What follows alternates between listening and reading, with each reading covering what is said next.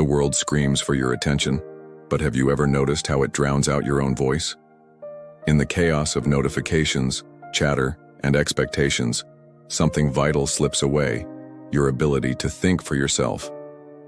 Arthur Schopenhauer, the philosopher who saw through life's illusions, believed intelligence thrives in silence.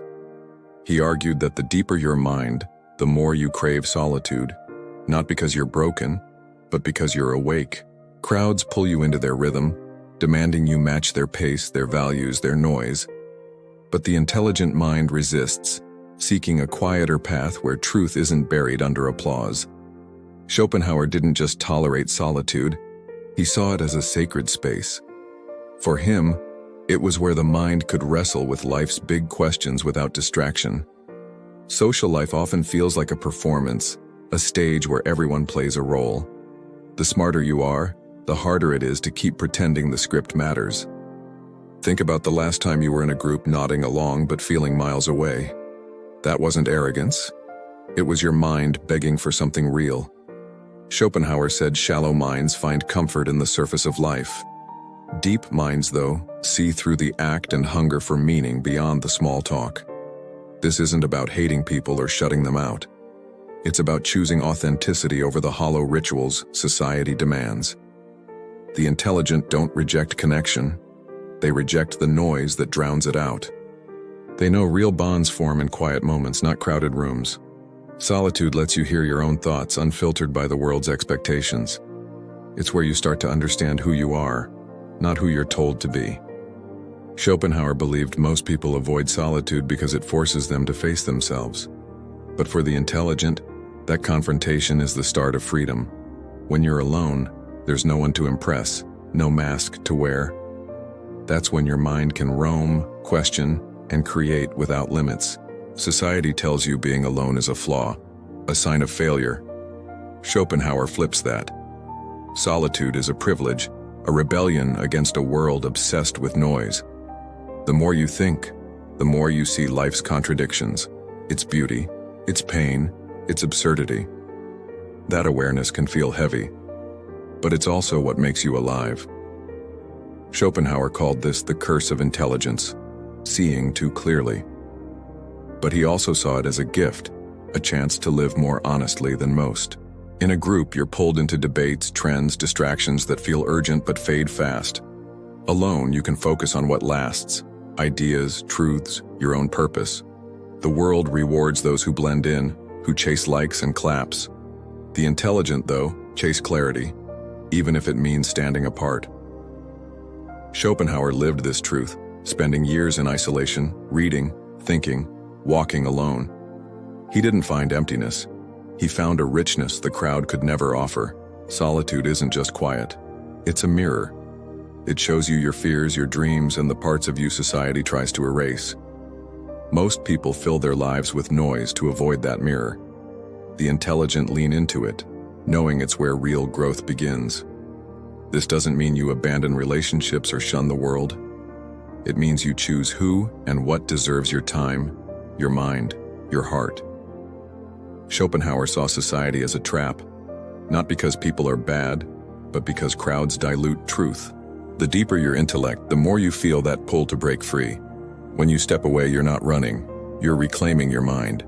You're choosing to live on your terms, not the world's.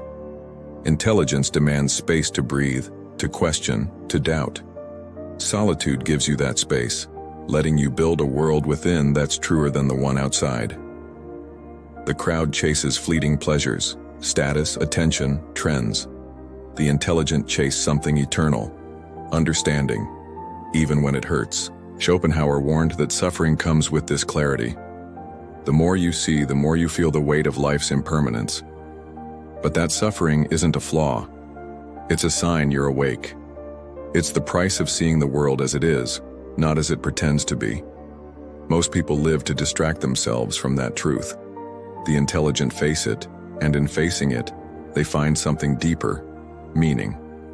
Solitude doesn't make you antisocial, it makes you selective. You start to value quality over quantity, depth over distraction. Schopenhauer believed the intelligent mind is most alive when it is free from the crowd's pull.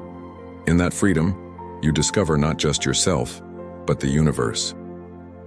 The world calls this loneliness. Schopenhauer called it liberation. It's the courage to stand alone and find beauty in the silence. Think of the artists, writers, thinkers who shaped history. So many of them retreated to solitude, not to hide, but to create something timeless. When you're alone, you're not just escaping noise, you're building something. You're crafting ideas, dreams, truths that outlast the chatter.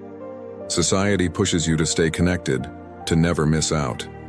But what if missing out on the noise is the key to finding what matters? Schopenhauer's insight is radical. The smarter you are, the less you need the world to feel whole.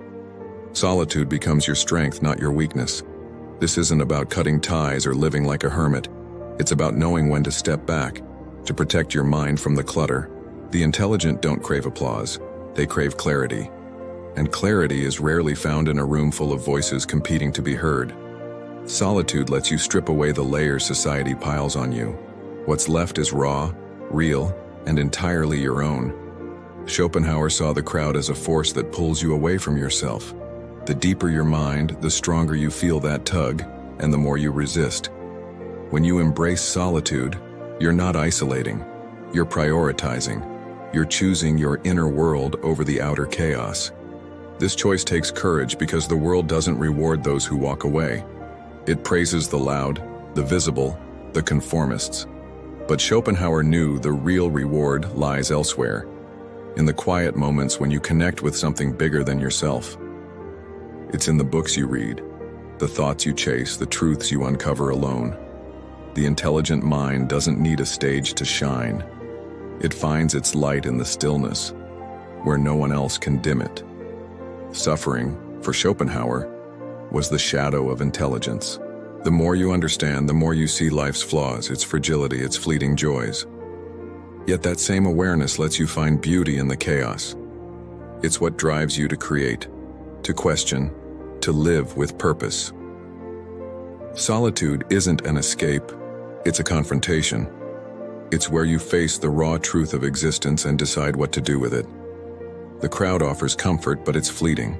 Solitude offers truth, and though it's heavy, it's also freeing. Schopenhauer's philosophy isn't about despair, it's about courage. It's about choosing to live authentically, even when it's hard. The intelligent don't reject society because they're weak. They step away because they're strong enough to stand alone. This strength isn't loud or flashy. It's quiet, steady, unshakable. It's the strength of someone who knows their own mind. When you embrace solitude, you're not losing connection. You're finding a deeper one. You're connecting with yourself, with ideas, with the universe. Schopenhauer believed the intelligent mind is a universe unto itself. In solitude, you explore that universe, and it's vast, complex, and alive. The world will tell you to keep up, to stay in the game, to never pause. But pausing is where the real work happens, where you become you. So, what happens when you stop running from silence and start listening to it? What truths might you uncover if you dared to be alone with your own mind?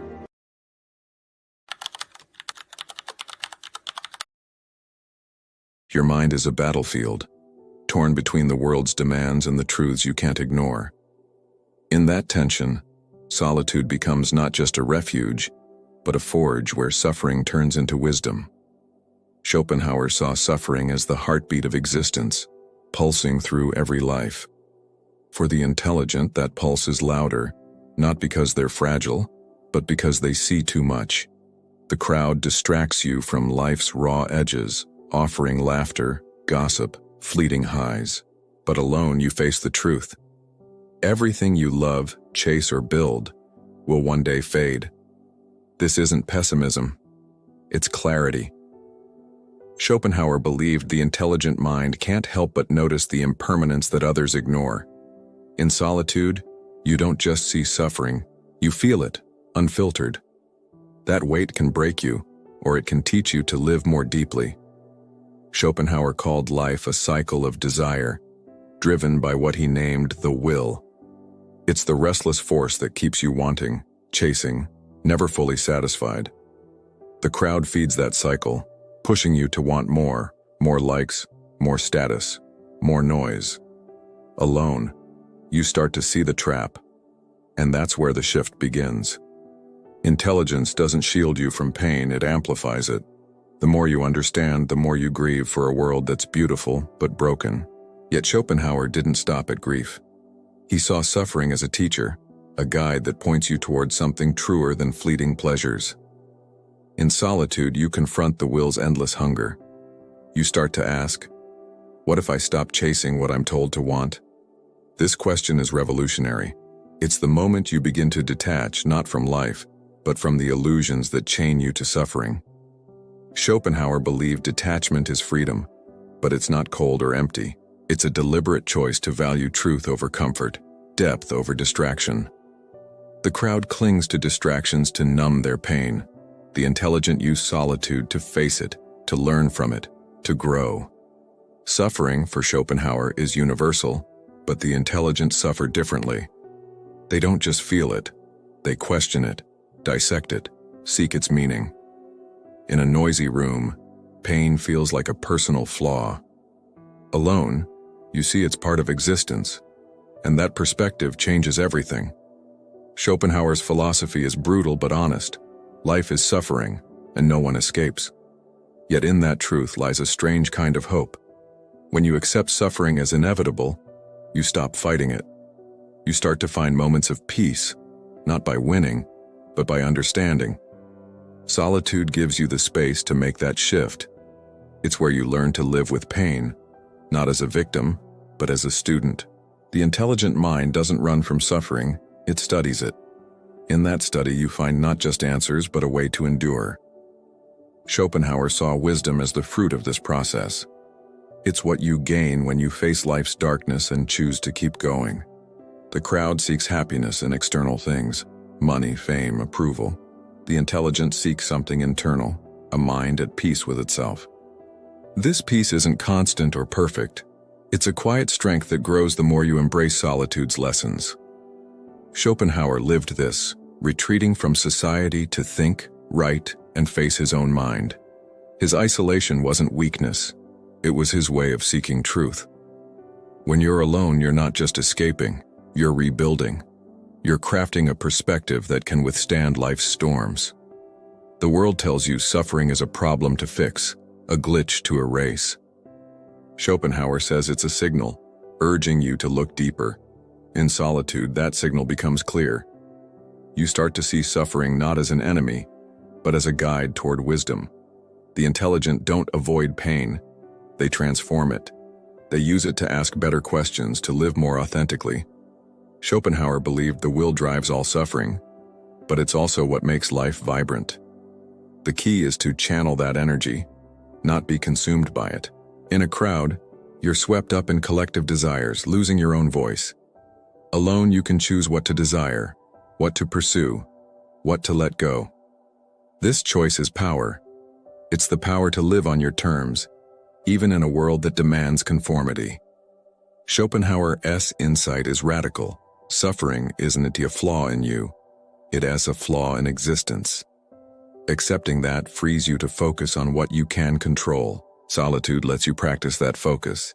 It's where you learn to let go of what doesn't serve you and hold tight to what does. The intelligent mind is restless, always seeking, always questioning. Solitude gives it room to roam without the crowd's leash. Schopenhauer saw society as a machine that grinds down individuality. The deeper your mind, the more you feel its pressure, and the more you resist. When you step into solitude, you're not retreating, you're rebelling. You're refusing to let the world define your worth or your path. This rebellion isn't loud or aggressive, it's quiet, deliberate, profound. It's the act of choosing yourself over the noise. Schopenhauer believed the intelligent are drawn to solitude because they sense life's deeper currents. In silence, they can finally listen to those currents. The crowd offers answers that feel good, but fall apart under scrutiny. Solitude offers questions that hurt, but lead to truth. Suffering, in Schopenhauer's view, is the fire that refines the mind. The intelligent don't escape it. They use it to become stronger, clearer, wiser. In solitude, you learn to sit with that fire. You discover it doesn't destroy you, it reveals you. The world praises those who smile through pain, who keep up appearances. Schopenhauer praises those who face pain and grow from it. This growth isn't flashy or instant. It's slow, steady, earned. It's the kind of growth that only happens when you're willing to be alone. Schopenhauer's philosophy is a call to courage. It asks you to embrace solitude, not as an escape, but as a path to wisdom. The intelligent don't just survive suffering, they alchemize it. They turn pain into insight, loss into clarity, chaos into meaning. Solitude is where this alchemy happens. It's the crucible where your mind transforms raw experience into something lasting. The crowd will tell you to keep moving, to stay busy, to avoid the dark. Schopenhauer tells you to pause, to look at the dark, to learn from it. When you do, you find something unexpected. Suffering doesn't just break you, it builds you. It shapes you into someone who can face anything. Schopenhauer believed the intelligent mind is both burdened and blessed by its awareness. In solitude, you learn to carry that burden with grace. This grace isn't about perfection. It's about honesty. It's about living truthfully even when the truth is heavy. The world will try to pull you back into its rhythm, its distractions, its noise. Solitude teaches you to resist, to stay true to your own path. Schopenhauer's wisdom is timeless. Suffering is universal, but so is the potential to rise above it. The intelligent choose to rise not by denying pain, but by understanding it. So what would your life look like if you stopped running from suffering and started learning from it? What wisdom might you find in the silence of your own mind?